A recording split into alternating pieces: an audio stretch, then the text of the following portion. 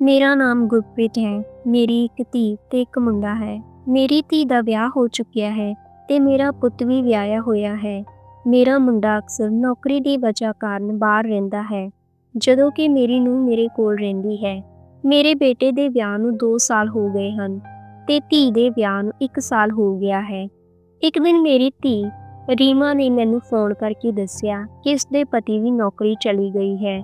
ਹੁਣ ਉਹਨਾਂ ਦੋਨਾਂ ਲਈ ਮੁਸੀਬਤਾਂ ਵੱਧ ਗਈਆਂ ਸਨ। ਮੈਂ ਤੁਰੰਤ ਉਸਨੂੰ ਆਪਣੇ ਘਰ ਬੁਲਾਉਣ ਦਾ ਫੈਸਲਾ ਕੀਤਾ ਤਾਂ ਕਿ ਮੈਂ ਉਸਦੀ ਮਦਦ ਕਰ ਸਕਾਂ।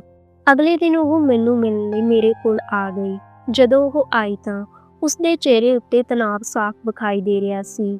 ਮੈਂ ਉਹਨਾਂ ਨੂੰ ਕਿਹਾ ਕਿ ਜਦੋਂ ਤੱਕ ਜਵਾਈ ਨੂੰ ਨਵੀਂ ਨੌਕਰੀ ਨਹੀਂ ਮਿਲ ਜਾਂਦੀ, ਤਦ ਤੱਕ ਉਹ ਮੇਰੇ ਨਾਲ ਰਹਿ ਸਕਦੇ ਹਨ।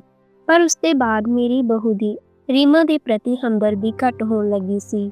ਇੱਕ ਦਿਨ ਮੈਂ ਬਹੂ ਨੂੰ ਗੁੱਸੇ ਵਿੱਚ ਕਿਹਾ ਕਿ ਜੇਕਰ ਉਸਨੂੰ ਮੇਰੀ ਧੀ ਤੋਂ ਪਰੇਸ਼ਾਨੀ ਹੋ ਰਹੀ ਹੈ ਤਾਂ ਉਸਨੂੰ ਆਪਣੇ ਘਰ ਚਲੀ ਜਾਣਾ ਚਾਹੀਦਾ ਹੈ। ਮੇਰੇ ਇਹ ਕਹਿਣ ਤੇ ਉਸਨੂੰ ਬਹੁਤ ਗੁੱਸਾ ਆਇਆ ਤੇ ਉਸਨੇ ਤੁਰੰਤ ਆਪਣਾ ਬੈਗ ਪੈਕ ਕੀਤਾ ਤੇ ਉਹ ਆਪਣੇ ਪੇਕੇ ਚਲੀ ਗਈ। ਉਸਦੇ ਜਾਣ ਤੋਂ ਬਾਅਦ ਮੇਰੀ ਧੀ ਘਰ ਵਿੱਚ ਪਹਿਲਾਂ ਦੀ ਤਰ੍ਹਾਂ ਆਰਾਮ ਨਾਲ ਰਹਿਣ ਲੱਗੀ। ਕੁਝ ਦਿਨਾਂ ਬਾਅਦ ਮੇਰੇ ਜਵਾਈ ਜੀ ਅਚਾਨਕ ਮੇਰੇ ਕਮਰੇ ਵਿੱਚ ਆ ਗਏ। ਉਸ ਸਮੇਂ ਮੈਂ ਆਪਣੀ ਅਲਮਾਰੀ ਵਿੱਚੋਂ ਕੱਪੜੇ ਕੱਢ ਰਹੀ ਸੀ, ਕਿਉਂਕਿ ਮੈਂ ਆਪਣੇ ਦੋਸਤ ਦੇ ਘਰ ਇੱਕ ਪਾਰਟੀ 'ਤੇ ਜਾਣਾ ਸੀ। ਮੈਂ ਕੁਝ ਕੱਪੜੇ ਵਗੈਰਾ ਵੱਖ ਰੱਖੇ ਹੋਏ ਸਨ ਤੇ ਜਦੋਂ ਮੈਂ ਇੱਕ ਸਾੜੀ ਤੇ ਬਲਾਊਜ਼ ਨੂੰ ਟਰਾਈ ਕਰ ਰਹੀ ਸੀ, ਉਦੋਂ ਹੀ ਮੇਰੇ ਜਵਾਈ ਜੀ ਬਿਨਾਂ ਦਰਵਾਜ਼ਾ ਖੜਕਾਏ ਸਿੱਧਾ ਕਮਰੇ ਵਿੱਚ ਆ ਗਏ। ਉਹਨਾਂ ਨੂੰ ਵੇਖ ਕੇ ਮੈਂ ਤੁਰੰਤ ਆਪਣਾ ਚਿਹਰਾ ਪਿੱਛੇ ਕਰ ਲਿਆ। ਇਹ ਸਭ ਬਹੁਤ ਅਜੀਬ ਹੋ ਗਿਆ ਸੀ ਤੇ ਮੈਨੂੰ ਲੱਗਿਆ ਕਿ ਇਸ ਘਟਨਾ ਦੇ ਨਾਲ ਮੈਂ ਤੇ ਜਵਾਈ ਜੀ ਅਸੀਂ ਦੋਵੇਂ ਬਹੁਤ ਹੀ ਨਰਵਸ ਹੋ ਗਏ ਸਾਂ। ਮੈਂ ਛੇਤੀ ਤੋਂ ਛੇਤੀ ਆਪਣੇ ਆਪ ਨੂੰ ਠੀਕ ਕਰ ਲਿਆ ਤੇ ਜਿਵੇਂ ਹੀ ਮੈਂ ਸਾੜੀ ਨੂੰ ਸਮੇਟਿਆ, ਮੈਂ ਜਵਾਈ ਦੇ ਵੱਲ ਮੁੜ ਕੇ ਵੇਖਿਆ। ਘਰ ਵਿੱਚ ਨੂੰਹ ਦੇ ਨਾਲ ਇਕੱਲੇ ਰਹਿਣ ਦੇ ਕਾਰਨ ਮੈਨੂੰ ਦਰਵਾਜ਼ਾ ਲੌਕ ਕਰਨ ਦੀ ਆਦਤ ਨਹੀਂ ਸੀ, ਇਸ ਲਈ ਮੇਰੇ ਕਮਰੇ ਦਾ ਦਰਵਾਜ਼ਾ ਹਮੇਸ਼ਾ ਖੁੱਲ੍ਹਾ ਹੀ ਰਹਿੰਦਾ ਸੀ। ਉਸ ਦਿਨ ਵੀ ਮੈਂ ਦਰਵਾਜ਼ਾ ਠੀਕ ਤਰ੍ਹਾਂ ਬੰਦ ਨਹੀਂ ਕੀਤਾ ਸੀ। ਜਿਵੇਂ ਹੀ ਮੈਂ ਜਵਾਈ ਦੇ ਵੱਲ ਮੁੜ ਕੇ ਵੇਖਿਆ ਤਾਂ ਉਹ ਮੇਰੇ ਬੈੱਡ ਦੇ ਕੋਲ ਖੜੇ ਸਨ। ਜਵਾਈ ਜੀ ਨੇ ਕਿਹਾ ਕਿ ਮੰਮੀ ਜੀ, ਮੈਂ ਅਚਾਨਕ ਤੁਹਾਡੇ ਕਮਰੇ ਵਿੱਚ ਆ ਗਿਆ, ਇਸ ਦੇ ਲਈ ਮੈਨੂੰ ਮਾਫ਼ ਕਰੋ। ਉਹਨਾਂ ਦੇ ਮਾਫ਼ੀ ਮੰਗਣ ਦੇ ਬਾਅਦ ਮੇਰੇ ਤੋਂ ਥੋੜ੍ਹਾ ਦੂਰੀ ਬਣਾਉਂਦੇ ਹੋਏ ਕਿਹਾ, ਤੁਸੀਂ ਜੋ ਕੁਝ ਵੀ ਮੇਰੇ ਤੇ ਰੀਮਾ ਦੇ ਲਈ ਕਰ ਰਹੇ ਹੋ, ਇਹ ਸੱਚ ਵਿੱਚ ਬਹੁਤ ਵੱਡੀ ਗੱਲ ਹੈ। ਅੱਜ ਕੱਲ੍ਹ ਤਾਂ ਜਵਾਈਆਂ ਨੂੰ ਘਰ ਵਿੱਚ ਟਿਕਾਣਾ ਦੇਣ ਵਾਲੀਆਂ ਸਿਰਫ ਮਾਵਾਂ ਹੀ ਹੁੰਦੀਆਂ ਹਨ, ਪਰ ਤੁਸੀਂ ਮੈਨੂੰ ਆਪਣੇ ਬੇਟੇ ਦੀ ਤਰ੍ਹਾਂ ਸੰਭਾਲ ਰਹੇ ਹੋ। ਤੁਸੀਂ ਚਿੰਤਾ ਨਾ ਕਰਿਓ, ਮੈਂ ਜ਼ਿਆਦਾ ਦਿਨ ਇੱਥੇ ਨਹੀਂ ਰਹਾਂਗਾ। ਆਖਿਰਕਾਰ ਮੈਂ ਇਸ ਘਰ ਦਾ ਜਵਾਈ ਹਾਂ ਤੇ ਜਵਾਈ ਨੂੰ ਸਹੁਰੇ ਘਰ ਵਿੱਚ ਜ਼ਿਆਦਾ ਦਿਨ ਰਹਿਣਾ ਸ਼ੋਭਾ ਨਹੀਂ ਦਿੰਦਾ। ਮੈਂ ਛੇਤੀ ਤੋਂ ਛੇਤੀ ਨੌਕਰੀ ਦੀ ਤਲਾਸ਼ ਵਿੱਚ ਹਾਂ। ਫਿਰ ਮੈਂ ਜਵਾਈ ਜੀ ਨੂੰ ਕਿਹਾ ਕਿ ਜਵਾਈ ਜੀ, ਤੁਹਾਨੂੰ ਧੰਨਵਾਦ ਕਹਿਣ ਦੀ ਜ਼ਰੂਰਤ ਨਹੀਂ ਹੈ ਤੇ ਹਾਂ, ਤੁਸੀਂ ਇਸ ਘਰ ਦੇ ਇਕਲੌਤੇ ਜਵਾਈ ਹੋ, ਤੁਹਾਨੂੰ ਕੋਈ ਸ਼ਰਮ ਨਹੀਂ ਹੋਣੀ ਚਾਹੀਦੀ। ਇਸ ਘਰ ਨੂੰ ਤੁਸੀਂ ਆਪਣਾ ਘਰ ਸਮਝੋ।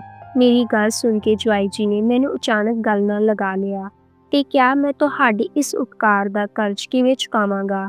ਇਹ ਮੈਨੂੰ ਵੀ ਨਹੀਂ ਪਤਾ। ਜਦੋਂ ਜਵਾਈ ਜੀ ਨੇ ਮੈਨੂੰ ਗੱਲ ਨਾਲ ਲਗਾਇਆ ਤਾਂ ਮੈਂ ਇੱਕਦਮ ਚੌਂਕ ਗਈ। ਆਖਿਰਕਾਰ ਉਹ ਮੇਰੇ ਜਵਾਈ ਸਨ ਤੇ ਸਾਡਾ ਰਿਸ਼ਤਾ ਇੰਨਾ ਖੁੱਲ੍ਹਾ ਨਹੀਂ ਸੀ। ਮੈਂ ਸੋਚਿਆ ਕਿ ਇਹ ਨਵੀਂ ਪੀੜ੍ਹੀ ਦੀ ਸੋਚ ਹੋ ਸਕਦੀ ਹੈ। ਹੌਲੀ-ਹੌਲੀ ਮੇਰੇ ਮਨ ਵਿੱਚ ਕੁਝ ਅਣਚਾਹੀਆਂ ਗੱਲਾਂ ਆਉਣ ਲੱਗੀਆਂ ਸੀ।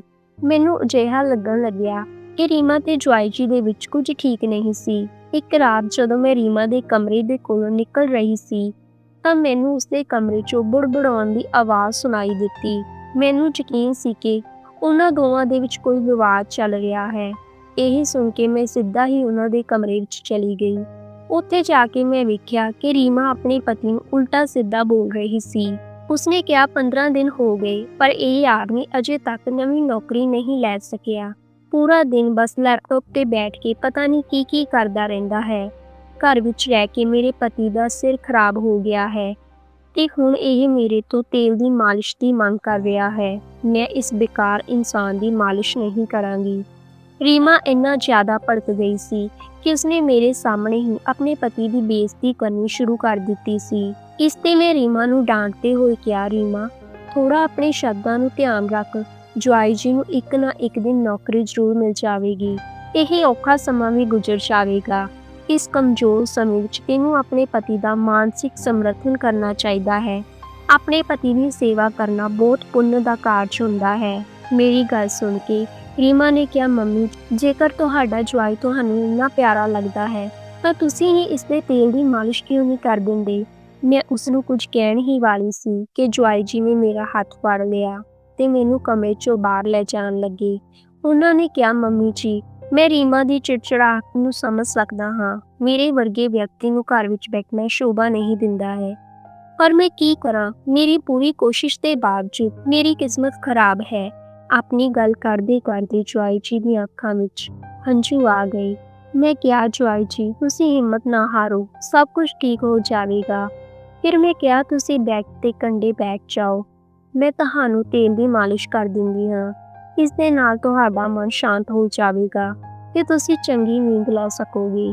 ਫਿਰ ਮੈਂ ਜੁਆਈ ਜੀ ਦੇ ਸਿਰ ਤੇ ਮਾਲਿਸ਼ ਕਰਨੀ ਸ਼ੁਰੂ ਕਰ ਦਿੱਤੀ। ਕੁਝ ਹੀ ਮਿੰਟਾਂ ਵਿੱਚ ਜੁਆਈ ਜੀ ਨੇ ਮੇਰਾ ਹੱਥ ਫੜ ਲਿਆ ਤੇ ਉਸਨੂੰ ਆਪਣੇ ਮੋਢੇ ਤੇ ਘੁਮਾਉਣ ਲੱਗੇ ਤੇ ਕਿਹਾ, ਤੁਹਾਡੇ ਹੱਥਾਂ ਵਿੱਚ ਤਾਂ ਸੱਚਮੁੱਚ ਜਾਦੂ ਹੈ। ਕੁਝ ਹੀ ਮਿੰਟਾਂ ਵਿੱਚ ਮੇਰੇ ਸਿਰ ਦਾ ਤਣਾਅ ਦੂਰ ਹੋ ਗਿਆ ਹੈ। ਕੀ ਤੁਸੀਂ ਮੇਰੀ ਗਰਦਨ ਤੇ ਵੀ ਥੋੜਾ ਤੇਲ ਲਗਾ ਕੇ ਮਾਲਿਸ਼ ਕਰ ਦੇਵੋਗੇ? ਜਦੋਂ ਮੈਂ ਉਹਨਾਂ ਦੇ ਮੋਢੇ ਉੱਤੇ ਹੱਥ ਫੇਰਿਆ ਤਾਂ ਮੈਨੂੰ ਥੋੜੀ ਸ਼ਰਮ ਮਹਿਸੂਸ ਹੋ ਰਹੀ ਸੀ। ਮੈਂ ਇਹ ਬਹਾਨਾ ਲਗਾ ਦਿੱਤਾ ਕਿ ਮੇਰਾ ਹੱਥ ਦਰਦ ਕਰਦਾ ਹੈ ਤੇ ਫਿਰ ਮੈਂ ਫਟਾਫਟ ਉਹਨਾਂ ਤੋਂ ਥੋੜਾ ਦੂਰ ਹੋ ਗਈ। ਕੁਝ ਦਿਨਾਂ ਵਿੱਚ ਜੁਆਈ ਜੀ ਨੂੰ ਨੌਕਰੀ ਵੀ ਮਿਲ ਗਈ ਸੀ। ਨੌਕਰੀ ਮਿਲਣ ਦੇ 2 ਦਿਨ ਬਾਅਦ ਮੇਰੀ ਧੀ ਨੇ ਮੈਨੂੰ ਦੱਸਿਆ ਕਿ ਉਹ ਪ੍ਰੈਗਨੈਂਟ ਹੈ। ਜੁਆਈ ਜੀ ਦੀ ਨੌਕਰੀ ਲੱਗਦੇ ਹੀ ਮੇਰੀ ਧੀ ਤੇ ਜੁਆਈ ਆਪਣੇ ਘਰ ਜਾਣ ਦੀ ਤਿਆਰੀ ਕਰ ਰਹੇ ਸਨ, ਪਰ ਮੈਂ ਉਹਨਾਂ ਨੂੰ 2 ਦਿਨ ਹੋਰ ਆਪਣੇ ਕੋਲ ਰੁਕਣ ਲਈ ਕਿਹਾ। ਮੈਨੂੰ ਆਪਣੀ ਧੀ ਦੀ ਪ੍ਰੈਗਨੈਂਸੀ ਵਾਲੀ ਖਬਰ ਸੁਣ ਕੇ ਬਹੁਤ ਖੁਸ਼ੀ ਹੋਈ। ਫਿਰ ਮੈਂ ਠਾਣ ਲਿਆ ਕਿ ਮੈਨੂੰ ਉਸਨੂੰ ਕੁਝ ਦਿਨਾਂ ਲਈ ਹੋਰ ਆਪਣੇ ਕੋਲ ਰੱਖਣਾ ਚਾਹੀਦਾ ਹੈ। ਪਰ ਉਹਨਾਂ 2 ਦਿਨਾਂ ਵਿੱਚ ਮੈਂ ਵੇਖਿਆ ਕਿ ਰੀਮਾ ਦੀ ਹਾਲਤ ਠੀਕ ਨਹੀਂ ਸੀ। ਮੇਰੀ ਧੀ ਤੇ ਜੁਆਈ ਦੋਨੋਂ ਵੱਖ-ਵੱਖ ਰਹਿੰਦੇ ਸਨ। ਰੀਮਾ ਦੀ ਇਹ ਹਾਲਤ ਵੇਖ ਕੇ ਮੈਂ ਉਸਨੂੰ ਇਕੱਲੇ ਨਹੀਂ ਜਾਣ ਦੇ ਸਕਦੀ ਸੀ। ਮੇਰੇ ਮਨ ਵਿੱਚ ਸਵਾਲ ਸੀ ਕਿ ਕੀ ਉਹ ਇਸ ਹਾਲਤ ਵਿੱਚ ਆਪਣੇ ਪਤੀ ਦੇ ਲਈ ਘਰ ਦੇ ਕੰਮ ਕਰ ਸਕੇਗੀ। ਇਸ ਲਈ ਮੈਂ ਫੈਸਲਾ ਕੀਤਾ ਕਿ ਜਦੋਂ ਤੱਕ ਰੀਮਾ ਠੀਕ ਨਹੀਂ ਹੋ ਜਾਂਦੀ ਤਦ ਤੱਕ ਉਸਨੂੰ ਕੁਝ ਦਿਨਾਂ ਲਈ ਮੇਰੇ ਕੋਲ ਹੀ ਰਹਿਣਾ ਚਾਹੀਦਾ ਹੈ। ਦਿਨ ਗੁਜ਼ਰਦੇ ਗਏ। ਜੁਆਈ ਜੀ ਆਫਿਸ ਜਾਣ ਲੱਗੇ ਸਨ। ਸਵੇਰੇ ਸਵੇਰੇ ਮੈਂ ਉਹਨਾਂ ਦੇ ਲਈ ਟਿਫਨ ਬਣਾ ਰਹੀ ਸੀ। ਜਿਸ ਤਰ੍ਹਾਂ ਮੈਂ ਜੁਆਈ ਜੀ ਦਾ ਖਿਆਲ ਰੱਖ ਰਹੀ ਸੀ, ਉਹਨਾਂ ਨੇ ਵੀ ਮੇਰਾ ਖਿਆਲ ਰੱਖਣਾ ਸ਼ੁਰੂ ਕਰ ਦਿੱਤਾ। ਸ਼ਾਮ ਨੂੰ ਜਦੋਂ ਜੁਆਈ ਜੀ ਆਫਿਸ ਤੋਂ ਥੱਕ ਕੇ ਘਰ ਵਾਪਸ ਆਉਂਦੇ ਤਦ ਵੀ ਉਹ ਰਾਤ ਦੇ ਖਾਣੇ ਵਿੱਚ ਮੇਰੀ ਮਦਦ ਕਰਨ ਲਈ ਰਸੋਈ ਵਿੱਚ ਆ ਜਾਂਦੇ ਸਨ। ਵੇਖਦੇ ਹੀ ਵੇਖਦੇ ਮੇਰੀ ਧੀ ਤੇ ਜੁਆਈ ਹੋਰਾਂ ਨੂੰ ਮੇਰੇ ਕੋਲ ਆਏ ਹੋਏ ਨੂੰ 1 ਮਹੀਨਾ ਹੋ ਗਿਆ ਸੀ। ਪ੍ਰੈਗਨੈਂਸੀ ਦੇ ਕਾਰਨ ਮੇਰੀ ਧੀ ਨੂੰ ਮੂਡ ਸਵਿੰਗਸ ਹੋਣ ਲੱਗ ਗਏ ਸਨ। ਜੁਆਈ ਜੀ ਨੂੰ ਉਸਦੇ ਬਾਰੇ ਵਿੱਚ ਜ਼ਿਆਦਾ ਜਾਣਕਾਰੀ ਨਹੀਂ ਸੀ। ਇਸ ਵਜ੍ਹਾ ਕਾਰਨ ਉਹਨਾਂ ਦੋਵਾਂ ਦੇ ਵਿਚਕਾਰ ਝਗੜੇ ਹੋਣ ਲੱਗੇ ਸਨ। ਹਰ ਦਿਨ ਮੈਂ ਉਹਨਾਂ ਦੀ ਬਹਿਸ ਸੁਣਦੀ ਸੀ, ਪਰ ਮੈਂ ਇਹੀ ਸੋਚਦੀ ਸੀ ਕਿ ਪਤੀ ਪਤਨੀ ਵਿੱਚ ਇਹ ਸਭ ਕੁਝ ਹੋਣਾ ਤਾਂ ਆਮ ਗੱਲ ਹੈ। ਇਸ ਲਈ ਮੈਂ ਉਹਨਾਂ ਦੀ ਨੋਕ ਝੋਕ ਉੱਪਰ ਜ਼ਿਆਦਾ ਧਿਆਨ ਨਹੀਂ ਦਿੱਤਾ। ਇੱਕ ਦਿਨ ਜੁਆਈ ਜੀ ਰਾਤ ਨੂੰ ਮੇਰੇ ਕਮਰੇ ਵਿੱਚ ਆ ਗਏ। ਉਹ ਕਹਿਣ ਲੱਗੇ, ਮੰਮੀ, ਹੁਣ ਮੈਂ ਰੀਮਾ ਦੇ ਨਾਲ ਇੱਕ ਕਮਰੇ ਵਿੱਚ ਇੱਕ ਬੈੱਡ ਉੱਤੇ ਨਹੀਂ ਸੌ ਸਕਦਾ, ਕਿਉਂਕਿ ਜੇਕਰ ਮੇਰੇ ਹੱਥ ਦਾ ਉਸਨੂੰ ਛੋਹ ਵੀ ਮਹਿਸੂਸ ਹੋ ਜਾਂਦਾ ਹੈ ਤਾਂ ਉਹ ਤੁਰੰਤ ਗੁੱਸੇ ਵਿੱਚ ਹੋ ਜਾਂਦੀ ਹੈ। ਉਸਦੇ ਇਸ ਚਿੜਚਿੜਾਹਟ ਦੇ ਕਾਰਨ ਮੈਨੂੰ ਸਾਰੀ ਰਾਤ ਚੰਗੀ ਤਰ੍ਹਾਂ ਨੀਂਦ ਨਹੀਂ ਆਉਂਦੀ। ਪਿਛਲੇ 3 ਦਿਨਾਂ ਤੋਂ ਆਫਿਸ ਵਿੱਚ ਕੰਮ ਕਰਦੇ ਕਰਦੇ ਮੇਰੀਆਂ ਅੱਖਾਂ ਵੀ ਭਾਰੀ ਹੋ ਗਈਆਂ ਹਨ। ਮੈਂ ਜੁਆਈ ਜੀ ਨੂੰ ਕਿਹਾ, ਰੀਮਾ ਜਿਸ ਹਾਲਤ ਵਿੱਚ ਹੈ, ਕਦੇ-ਕਦੇ ਔਰਤਾਂ ਦਾ ਚਿੜਚਿੜਾਪਨ ਵੱਧ ਜਾਂਦਾ ਹੈ। ਤੁਹਾਨੂੰ ਰੀਮਾ ਨੂੰ ਸਮਝਣਾ ਚਾਹੀਦਾ ਹੈ। ਪਰ ਉਹਨਾਂ ਨੇ ਕਿਹਾ, ਮੈਂ ਉਹਨੂੰ ਸਮਝਦਾ ਹਾਂ, ਪਰ ਹੁਣ ਮੇਰੇ ਆਰਾਮ ਕਰਨ ਦਾ ਵੀ ਸਵਾਲ ਹੈ। ਜੇਕਰ ਮੈਂ ਠੀਕ ਤਰ੍ਹਾਂ ਨਾਲ ਆਰਾਮ ਨਹੀਂ ਕੀਤਾ ਤਾਂ ਮੈਂ ਆਪਣੀ ਜੌਬ ਠੀਕ ਤਰ੍ਹਾਂ ਨਹੀਂ ਕਰ ਪਾਵਾਂਗਾ। ਮੰਮੀ ਜੀ, ਜੇਕਰ ਤੁਹਾਨੂੰ ਕੋਈ ਪ੍ਰੋਬਲਮ ਨਹੀਂ ਹੈ ਤਾਂ ਕੀ ਅੱਜ ਤੋਂ ਮੈਂ ਤੁਹਾਡੇ ਕਮਰੇ ਵਿੱਚ ਸੌ ਸਕਦਾ ਹਾਂ? ਮੈਂ ਤੁਰੰਤ ਹਾਂ ਨਹੀਂ ਕਿਹਾ, ਪਰ ਮੈਂ ਵੇਖਿਆ ਕਿ ਜੁਆਈ ਜੀ ਦੇ ਕੋਲ ਮੇਰੇ ਤੋਂ ਮਦਦ ਮੰਗਣ ਦੇ ਇਲਾਵਾ ਕੋਈ ਹੋਰ ਵਿਕਲਪ ਨਹੀਂ ਸੀ। ਇਸ ਲਈ ਮੈਂ ਬਿਨਾਂ ਕਿਸੇ ਸ਼ੱਕ ਦੇ ਉਹਨਾਂ ਨੂੰ ਮੇਰੇ ਕਮਰੇ ਵਿੱਚ ਸੌਣ ਦੀ ਆਗਿਆ ਦੇ ਦਿੱਤੀ। ਮੈਂ ਇਸ ਬਾਰੇ ਸੋਚਿਆ ਵੀ ਸੀ ਕਿ ਆਖਿਰ ਜੁਆਈ ਜੀ ਦਾ ਮੇਰੇ ਕਮਰੇ ਵਿੱਚ ਸੌਣ ਦਾ ਇਰਾਦਾ ਕੀ ਹੈ। ਉਸ ਰਾਤ ਜਦੋਂ ਉਹ ਮੇਰੇ ਕਮਰੇ ਵਿੱਚ ਸੁੱਤੇ ਤਾਂ ਮੈਨੂੰ ਸਾਰੀ ਰਾਤ ਨੀਂਦ ਨਹੀਂ ਆਈ, ਕਿਉਂਕਿ ਇਸ ਤੋਂ ਪਹਿਲਾਂ ਮੈਂ ਕਦੇ ਜੁਆਈ ਜੀ ਦੇ ਕੋਲ ਰਾਤ ਨਹੀਂ ਗੁਜ਼ਾਰੀ ਸੀ। ਜੁਆਈ ਜੀ ਦੇ ਮੇਰੇ ਕਮਰੇ ਵਿੱਚ ਹੋਣ ਦੇ ਕਾਰਨ ਮੈਂ ਚੇਂਜ ਵੀ ਨਹੀਂ ਕੀਤਾ ਤੇ ਸਾੜੀ ਵਿੱਚ ਹੀ ਸੌਂ ਗਈ ਸੀ। ਰਾਤ ਨੂੰ ਸਾੜੀ ਪਹਿਨਣ ਕਾਰਨ ਮੈਨੂੰ ਨੀਂਦ ਨਹੀਂ ਆਈ। ਅਗਲੀ ਰਾਤ ਜਦੋਂ ਮੈਂ ਸੌਣ ਜਾ ਰਹੀ ਤਾਂ ਜੁਆਈ ਜੀ ਨੇ ਕਿਹਾ, ਮੰਮੀ ਜੀ, ਕੱਲ ਰਾਤ ਤੁਸੀਂ ਸੌ ਨਹੀਂ ਸਕੇ। ਮੈਨੂੰ ਪਤਾ ਹੈ, ਮੈਂ ਤੁਹਾਨੂੰ ਪਹਿਲਾਂ ਵੀ ਗਾਊਨ ਵਿੱਚ ਵੇਖਿਆ ਹੈ। ਤੁਹਾਨੂੰ ਮੇਰੇ ਕੋਲੋਂ ਸੰਗਣ ਦੀ ਜ਼ਰੂਰਤ ਨਹੀਂ ਹੈ। ਜੇਕਰ ਤੁਹਾਨੂੰ ਰਾਤ ਨੂੰ ਸਾੜੀ ਵਿੱਚ ਦਿੱਕਤ ਆਉਂਦੀ ਹੈ ਤਾਂ ਤੁਸੀਂ ਰੋਜ਼ ਦੀ ਤਰ੍ਹਾਂ ਗਾਊਨ ਪਹਿਨ ਸਕਦੇ ਹੋ। ਮੈਂ ਤੁਹਾਡਾ ਜਵਾਈ ਨਹੀਂ, ਸਗੋਂ ਤੁਹਾਡਾ ਪੁੱਤ ਵੀ ਹਾਂ। ਇਹ ਸੱਚ ਸੀ ਕਿ ਰਾਤ ਨੂੰ ਸਾੜੀ ਵਿੱਚ ਮੈਨੂੰ ਨੀਂਦ ਨਹੀਂ ਆਈ ਤੇ ਅੱਜ ਮੈਂ ਨਹੀਂ ਚਾਹੁੰਦੀ ਸੀ ਕਿ ਫਿਰ ਤੋਂ ਸਾਰੀ ਰਾਤ ਜਾਗਦੇ ਹੋਏ ਲੰਘੇ। ਇਸ ਲਈ ਮੈਂ ਕੱਪੜੇ ਬਦਲ ਲਏ ਸੀ। ਜਦੋਂ ਮੈਂ ਚੇਂਜ ਹੋ ਕੇ ਆਈ ਤਾਂ ਜਵਾਈ ਜੀ ਮੈਨੂੰ ਟਿਕ-ਟਿਕ ਵੇਖਣ ਲੱਗੇ। ਉਹਨਾਂ ਨੇ ਕਿਹਾ, ਇਸ ਡਰੈਸ ਵਿੱਚ ਤੁਸੀਂ ਬਿਲਕੁਲ ਮੇਰੀ ਸੱਸ ਦੀ ਤਰ੍ਹਾਂ ਨਹੀਂ ਲੱਗ ਰਹੇ ਹੋ।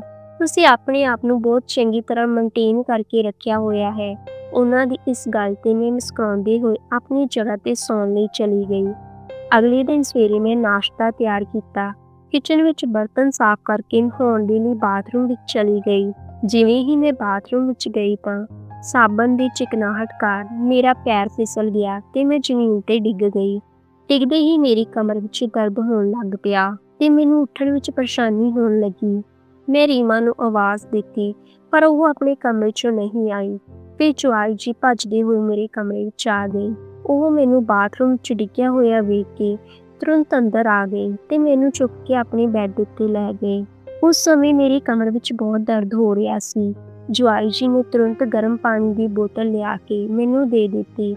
ਮੇਰੀ ਮਦਦ ਕਰਦੇ ਸਮੇਂ ਉਹਨਾਂ ਦੇ ਆਫਿਸ ਵਾਲੇ ਕੱਪੜੇ ਵੀ ਭਿੱਜ ਗਏ ਸਨ। ਜਵਾਈ ਜੀ ਨੇ ਮੇਰੀ ਮਦਦ ਕਰਦੇ ਸਮੇਂ ਇੱਕ ਪਲ ਵੀ ਪਿੱਛੇ ਮੁੜ ਕੇ ਨਹੀਂ ਵੇਖਿਆ ਸੀ। ਕੁਝ ਸਮੇਂ ਬਾਅਦ ਰੀਮਾ ਮੇਰੇ ਕਮਰੇ ਵਿੱਚ ਆ ਗਈ। ਹਾਲਾਂਕਿ ਉਹ ਪ੍ਰੈਗਨੈਂਟ ਸੀ, ਉਹ ਮੇਰੀ ਮਦਦ ਨਹੀਂ ਕਰ ਸਕਦੀ ਸੀ। ਮੇਰੀ ਧੀ ਦੇ ਆਉਣ ਦਾ ਇੰਤਜ਼ਾਰ ਕਰਨ ਦੀ ਬਜਾਏ ਜਵਾਈ ਜੀ ਨੇ ਮੇਰੀ ਮਦਦ ਕੀਤੀ। ਉਹਨਾਂ ਨੇ ਮੈਨੂੰ ਹਸਪਤਾਲ ਲਿਜਾਣ ਦੀ ਕੋਸ਼ਿਸ਼ ਵੀ ਕੀਤੀ, ਪਰ ਮੈਂ ਉਹਨਾਂ ਨੂੰ ਕਿਹਾ ਕਿ ਕੁਝ ਦਿਨਾਂ ਵਿੱਚ ਮੇਰਾ ਦਰਦ ਠੀਕ ਹੋ ਜਾਵੇਗਾ। ਮੇਰੀ ਗੱਲ ਸੁਣ ਕੇ ਜਵਾਈ ਜੀ ਰੁਕ ਗਏ ਤੇ ਆਫਿਸ ਜਾਂਦੇ ਸਮੇਂ ਉਹਨਾਂ ਨੇ ਰੀਮਾ ਨੂੰ ਕਿਹਾ ਕਿ ਜਦੋਂ ਤੱਕ ਮੈਂ ਘਰ ਨਹੀਂ ਆਉਂਦਾ ਤਦ ਤੱਕ ਮੰਮੀ ਦਾ ਪੂਰਾ ਧਿਆਨ ਰੱਖੀ। ਸ਼ਾਮ ਨੂੰ ਘਰ ਵਾਪਸ ਆਉਣ ਤੋਂ ਬਾਅਦ ਜਵਾਈ ਜੀ ਨੇ ਆਪ ਹੀ ਖਾਣਾ ਵਗੈਰਾ ਬਣਾਇਆ, ਕਿਉਂਕਿ ਰੀਮਾ ਨੂੰ ਪਰੇਸ਼ਾਨੀ ਹੋ ਰਹੀ ਸੀ, ਜਿਸ ਵਜ੍ਹਾ ਕਾਰਨ ਉਹ ਕਿਚਨ ਵਿੱਚ ਕਦਮ ਨਹੀਂ ਰੱਖ ਪਾ ਰਹੀ ਸੀ। ਰਾਤ ਨੂੰ ਜਦੋਂ ਜਵਾਈ ਜੀ ਮੇਰੇ ਕਮਰੇ ਵਿੱਚ ਸੌਣ ਲਈ ਆਏ ਤਦ ਮੈਂ ਆਪਣੀ ਕਮਰ ਨੂੰ ਫੜ ਕੇ ਬੈਠੀ ਹੋਈ ਸੀ। ਮੈਨੂੰ ਦਰਦ ਵਿੱਚ ਵੇਖ ਕੇ ਜਵਾਈ ਜੀ ਬਾਮ ਲੈ ਕੇ ਆਏ ਤੇ ਕਹਿਣ ਲੱਗੇ, ਮੈਂ ਤੁਹਾਡੀ ਕਮਰ ਤੇ ਥੋੜੀ ਬਾਮ ਲਗਾ ਦਿੰਦਾ ਹਾਂ, ਇਸ ਦੇ ਨਾਲ ਤੁਹਾਡਾ ਦਰਦ ਠੀਕ ਹੋ ਜਾਵੇਗਾ। ਮੈਨੂੰ ਜਵਾਈ ਜੀ ਤੋਂ ਮਦਦ ਮੰਗਣ ਵਿੱਚ ਝਿਜਕ ਹੋ ਰਹੀ ਸੀ, ਪਰ ਉਹਨਾਂ ਨੇ ਬਹੁਤ ਜ਼ੋਰ ਦਿੰਦੇ ਹੋਏ ਕਿਹਾ, ਰੀਮਾ ਤਾਂ ਪ੍ਰੈਗਨੈਂਟ ਹੈ, ਇਸ ਲਈ ਉਹ ਤੁਹਾਡੀ ਜ਼ਿਆਦਾ ਸੇਵਾ ਨਹੀਂ ਕਰ ਸਕੇਗੀ। ਇਹ ਸਭ ਪਰਮਾਤਮਾ ਨੇ ਤੁਹਾਡੇ ਜਵਾਈ ਨੂੰ ਤੁਹਾਡੀ ਸੇਵਾ ਕਰਨ ਦੇ ਲਈ ਹੀ ਕੀਤਾ ਹੈ। ਮੈਂ ਲੱਖ ਕੋਸ਼ਿਸ਼ ਕੀਤੀ ਹੈ ਕਿ ਮੈਂ ਜਵਾਈ ਜੀ ਤੋਂ ਮਦਦ ਨਾ ਲਵਾਂ, ਪਰ ਉਹਨਾਂ ਨੇ ਮੈਨੂੰ ਬਾਮ ਲਗਾਉਣਾ ਸ਼ੁਰੂ ਕਰ ਦਿੱਤਾ। ਇਸ ਤਰ੍ਹਾਂ ਉਹਨਾਂ ਨੇ ਮੇਰੀ ਕਮਰ ਤੇ ਬਾਮ ਲਗਾਇਆ। ਉਹ ਸਭ ਮੈਨੂੰ ਕੁਝ ਵੱਖਰਾ ਜਿਹਾ ਲੱਗ ਰਿਹਾ ਸੀ। ਹੌਲੀ-ਹੌਲੀ ਮੈਨੂੰ ਨੀਂਦ ਆਉਣੀ ਸ਼ੁਰੂ ਹੋ ਗਈ। ਫਿਰ ਅੱਧੀ ਰਾਤ ਨੂੰ ਜਦੋਂ ਮੇਰੀ ਅੱਖ ਖੁੱਲ੍ਹੀ ਤਾਂ ਮੈਂ ਵੇਖਿਆ ਕਿ ਜਵਾਈ ਜੀ ਮੇਰੇ ਬਹੁਤ ਨੇੜੇ ਸੁੱਤੇ ਹੋਏ ਹਨ। ਇੰਨਾ ਨਹੀਂ, ਸਗੋਂ ਸਾਡੇ ਦੋਵਾਂ ਦੀ ਚਾਦਰ ਵੀ ਇੱਕ ਹੋ ਗਈ ਸੀ। ਇਹ ਸਭ ਵੇਖ ਕੇ ਮੈਂ ਤੁਰੰਤ ਜਵਾਈ ਜੀ ਤੋਂ ਦੂਰ ਜਾਣ ਦੀ ਕੋਸ਼ਿਸ਼ ਕੀਤੀ, ਪਰ ਇੱਧਰ-ਉੱਧਰ ਖਿਸਕਦੇ ਸਮੇਂ ਮੇਰੀ ਕਮਰ ਫਿਰ ਤੋਂ ਦਰਦ ਕਰਨ ਲੱਗੀ ਤੇ ਮੇਰੇ ਮੂੰਹ 'ਚ ਆਵਾਜ਼ ਨਿਕਲ ਗਈ।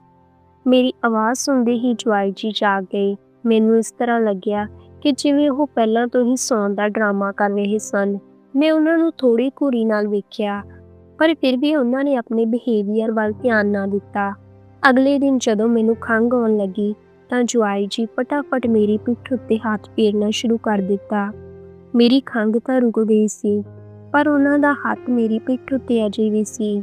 ਮੈਨੂੰ ਹੁਣ ਜਵਾਈ ਜੀ ਦੇ ਨਾਲ ਆਪਣਾ ਕਮਰਾ ਸ਼ੇਅਰ ਕਰਨਾ ਚੰਗਾ ਨਹੀਂ ਲੱਗ ਰਿਹਾ ਸੀ, ਕਿਉਂਕਿ ਉਹਨਾਂ ਵੱਲੋਂ ਮੇਰੀ ਕੀਤੀ ਜਾਂਦੀ ਜ਼ਿਆਦਾ ਹੀ ਦੇਖਭਾਲ ਮੈਨੂੰ ਕੁਝ ਹੋਰ ਹੀ ਸੰਕੇਤ ਦੇ ਰਹੀ ਸੀ।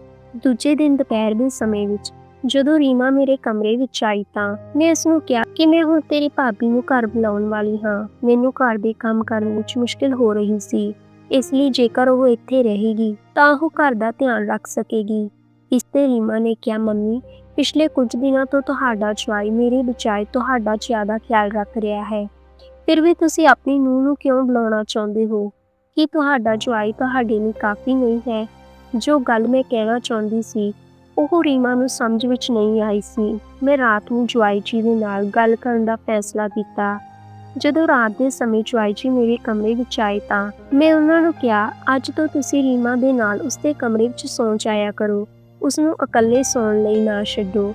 ਫਿਰ ਕੁਝ ਦਿਨਾਂ ਵਿੱਚ ਮੇਰੀ ਨੂੰਹ ਵਾਪਸ ਆ ਜਾਵੇਗੀ, ਤਦ ਉਹ ਮੇਰੇ ਕਮਰੇ ਵਿੱਚ ਸੌ ਜਾਇਆ ਕਰੇਗੀ। ਇਸ ਤੇ ਜਵਾਈ ਜੀ ਨੇ ਕਿਹਾ, ਮੰਮੀ ਜੀ, ਮੈਂ ਤੁਹਾਡੀ ਦੇਖਭਾਲ ਕਰ ਰਿਹਾ ਹਾਂ, ਕੀ ਤੁਸੀਂ ਮੈਨੂੰ ਬੇਗਾਨਾ ਸਮਝਦੇ ਹੋ? ਇੰਨਾ ਕਹਿ ਕੇ ਉਹ ਕਮਰੇ ਵਿੱਚੋਂ ਬਾਹਰ ਨਿਕਲ ਗਏ। ਸ਼ਾਇਦ ਉਹਨਾਂ ਨੂੰ ਮੇਰੀ ਗੱਲ ਬੁਰੀ ਲੱਗ ਗਈ ਸੀ। ਪਰ ਮੈਂ ਹੌਲੀ-ਹੌਲੀ ਕਦਮ ਵਧਾਉਂਦੇ ਹੋਏ ਜਵਾਈ ਜੀ ਨੂੰ ਸਮਝਾਉਣ ਲਈ ਆਪਣੇ ਕਮਰੇ ਤੋਂ ਬਾਹਰ ਨਿਕਲੀ। ਉਹ ਰੀਮਾ ਦੇ ਕਮਰੇ ਵਿੱਚ ਸਨ। ਜਿਵੇਂ ਹੀ ਮੈਂ ਉਹਨਾਂ ਦੇ ਕਮਰੇ ਦੇ ਬਾਹਰ ਗਈ, ਤਦ ਉਹ ਦੋਵੇਂ ਗੱਲਾਂ ਕਰ ਰਹੇ ਸਨ। ਮੈਂ ਉਹਨਾਂ ਦੀਆਂ ਗੱਲਾਂ ਸੁਣਨ ਲੱਗੀ। ਮੇਰੀ ਧੀ ਕਹਿ ਰਹੀ ਸੀ ਕਿ ਤੁਹਾਡੇ ਤੋਂ ਕੁਝ ਵੀ ਕੰਮ ਨਹੀਂ ਹੋ ਰਿਹਾ। ਪਿਛਲੇ ਕੁਝ ਦਿਨਾਂ ਤੋਂ ਮੈਂ ਹੀ ਸਭ ਕੁਝ ਕਰ ਰਹੀ ਹਾਂ ਤੇ ਹੁਣ ਤੱਕ ਮੇਰੀ ਮੰਮੀ ਦੀ ਨਜ਼ਰ ਵਿੱਚ ਤੂੰ ਆਪਣੀ ਛਵੀ ਬਣਾਉਣ ਵਿੱਚ ਸਫਲ ਹੋ ਗਿਆ ਹੈ। ਜਵਾਈ ਜੀ ਚੁੱਪ ਸਨ।